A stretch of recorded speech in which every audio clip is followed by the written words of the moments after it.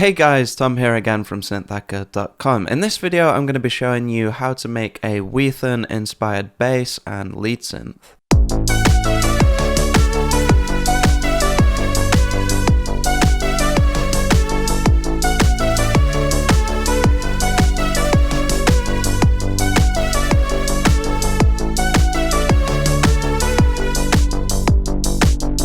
So I'm pretty happy with how these sounds turned out. In terms of the arrangement, I went for a bit more of a dance vibe compared to the original track, but I think the synth sounds themselves are pretty close to the original, and there's lots of great sound design techniques to cover here. We're going to be making both the bass and lead synth completely from scratch, with everything being time-stamped below. All the drums I used were samples from Splice. If you want to grab them for yourself, you can check them out via the sponsored link in the description. I do read every comment on these videos, and I'm currently looking for new tutorial ideas, so if there's any other sounds you'd like to see me recreate, please do leave your suggestions in the comments below. Okay, so let's first start with our bass sound. I'll play it first with the drums so you can hear it in context, and then on its own.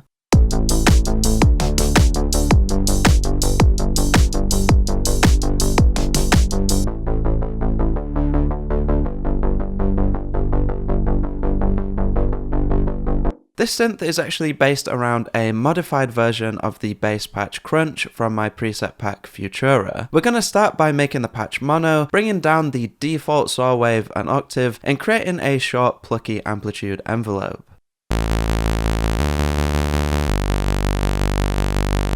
To fill out the frequency range and add some width, we're also going to add another oscillator an octave above with 5 voices of detuned unison.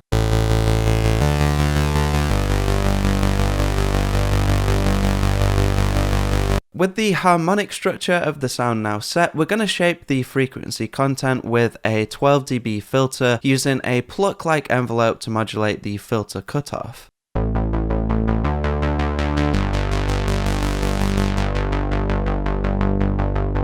So at this point we have a pretty standard saw pluck bass, so what we're going to do is start to add some character with some processing, firstly adding some tube distortion.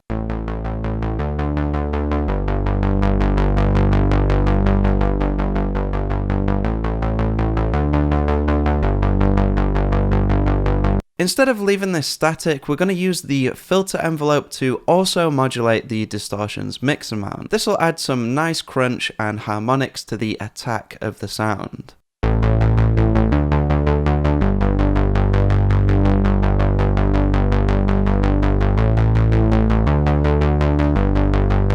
To work towards this further, we're also going to add some subtle multiband compression, again using the same envelope to modulate the mix amount.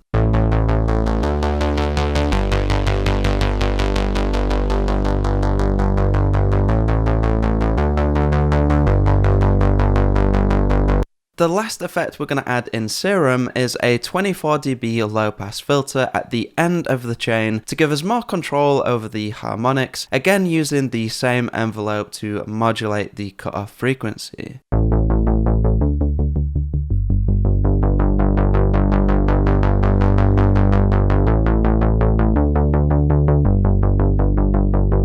Using the same envelope for all this modulation is really helpful for creating an overall more cohesive sound. Finally, before we move on to the lead, I'll quickly just cover the external processing, which was firstly just some subtle distortion from one of my new favorite plugins, Rift by Minimal Audio. I've been using this on pretty much everything lately, but in this context, I wanted to add some almost guitar cabinet-like distortion, which led me to using the Ample Tone preset.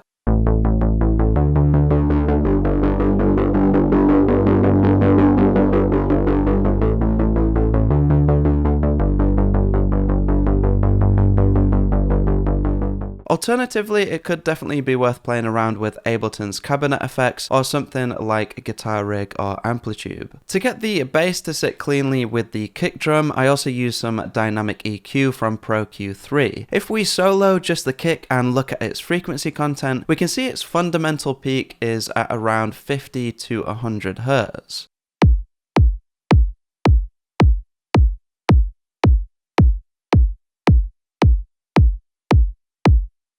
Using Pro Q3 on our bass channel, we can set the sidechain input to be our kick, create a node around the kick's fundamental frequency set to dynamic, and click the external sidechain arrow. Listen to how this allows the kick to cut through the bass sound without sacrificing any of the bass's upper harmonics.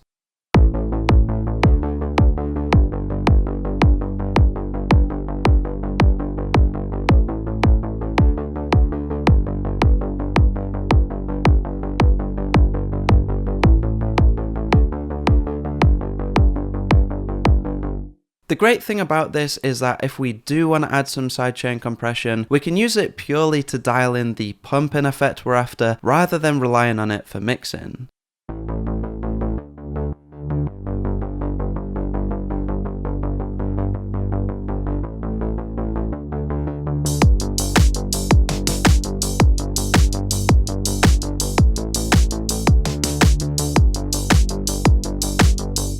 Okay, so now let's move on to the lead synth.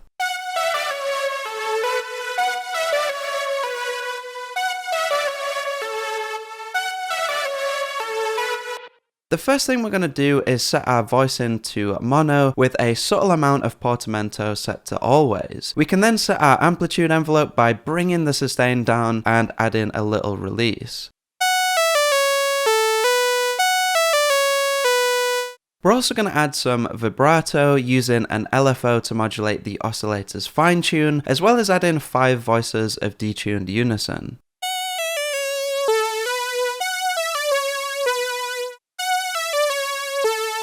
To add some inharmonic texture, I also used one of my custom noise sources you can download as part of my free essential bundle below. I used the high-passed hardware 5 sample using a separate short decay envelope on the amplitude so that the noise is present just at the start of the sound.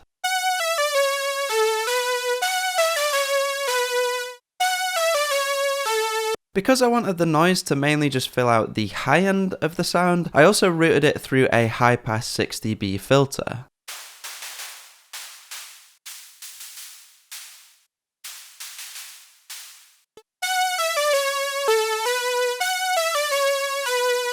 One thing that's very obvious about the lead in the original track is that the reverb is a huge part of the sound. We're firstly going to make the bass mix amount of the reverb quite high, but we're also going to add a slow attack envelope to push it even higher. This results in there being more reverb present in the tail of the sound, which can be a really cool effect.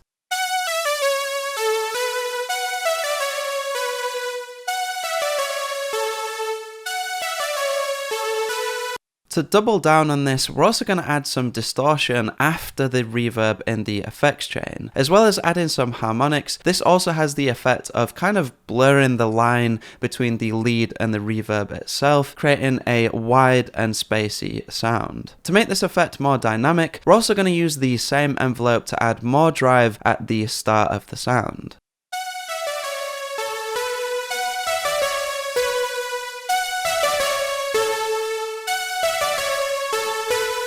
To clean the sound up before moving on to external processing, we're also just going to add a high-pass EQ at the end of the effects chain.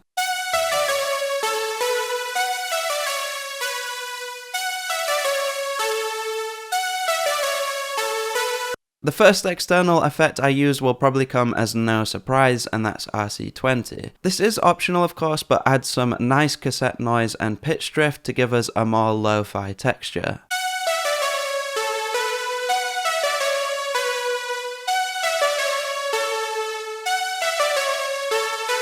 Similar to the bass, I also used a subtle amount of a preset from Rift called Freaky Pan. This just adds a nice bit of movement to the sound.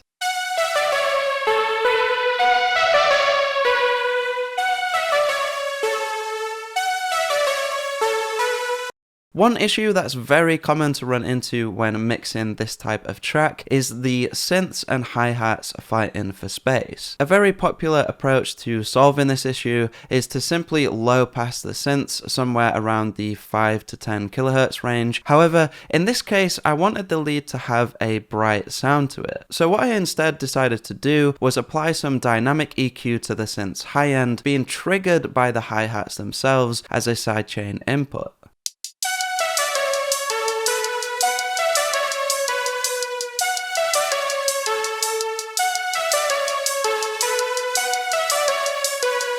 As you can hear, this lets the hi-hats cut through the synths without sacrificing the brightness of the lead when the hats aren't playing. I really hope this demonstrates how effective dynamic EQ can be for all sorts of problems in a mix. Finally, I also just added a bit of sidechain from the kick to help towards the pump-in rhythm we're after.